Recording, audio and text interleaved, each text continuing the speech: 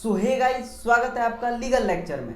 आज हम पढ़ेंगे द यूनियन एग्जीक्यूटिव का आर्टिकल 71 से लेकर 74 तक। तो चलिए स्टार्ट करते हैं।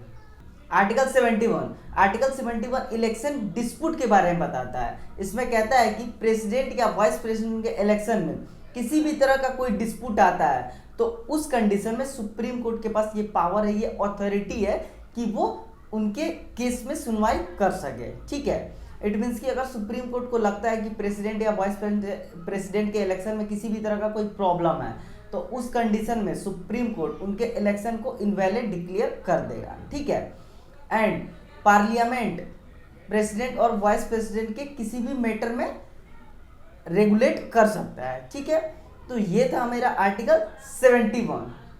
आर्टिकल 72 मर्सी पिटीशन के बारे में बता रहा है, जिसको हम पार्डोनिंग पावर भी कहते हैं।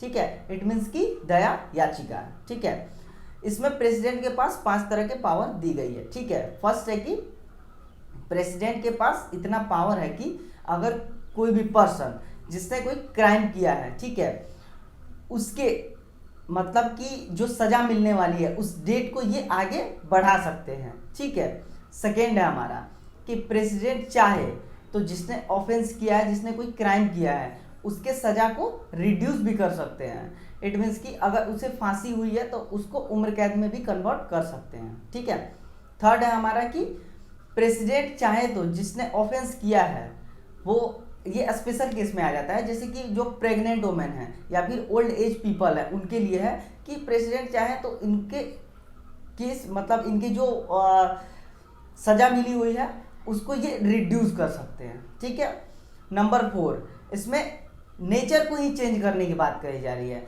जैसे कि प्रेसिडेंट चाहे तो उनके पास इतना पावर है कि किसी को अगर फांसी हो रही है तो उसको 10 साल 20 साल का भी सजा में कन्वर्ट कर सकते हैं हमारे प्रेसिडेंट। एंड लास्ट है कि प्रेसिडेंट के पास इतनी पावर है कि वो उस पर्सन को कंप्लीटली फ्री कर सकते हैं, कि मतलब उसको अगर फांसी तक भी मिल गई हो तो उसको वो कंप्लीटली फ्री कर सकते हैं। ठीक है, चाहे वो judgment supreme court, high court या ट्रिब्यूनल कोर्ट, किसी भी कोर्ट से जजमेंट मिली हो। तो ये था हमारा आर्टिकल 72। आर्टिकल 73 यूनियन गवर्नमेंट की एग्जीक्यूटिव पावर के बारे में बता रहा है। ठीक है, इसमें फर्स्ट कहता है कि पार्लियामेंट लॉ बनाता है। इट मीन्स कि पार्लियामेंट के पास ये पावर है कि वो लॉ बनाए। ठीक है, and second, government of India को ट्रीटी और एग्रीमेंट साइन करने की पावर दी गई है। ठीक, तो ये था हमारा आर्टिकल 73।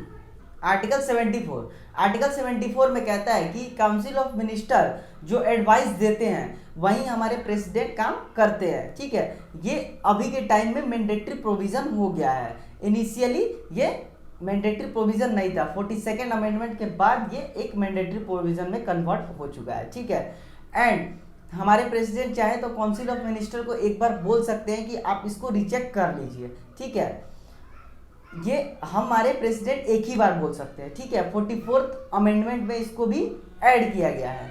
तो ये था हमारा आर्टिकल 74। होप कि मैंने द यूनियन एग्जीक्यूटिव का आर्टिकल 71 से लेकर 74 तक काफ़ी अच्छे से क्लियर किया है। अगर फिर भी आपको कोई डाउट रहता है तो आप कमेंट करके ज़रूर बताएं। मिलते हैं नेक्स्ट वीडियो में, तब तक के लिए धन्यवाद।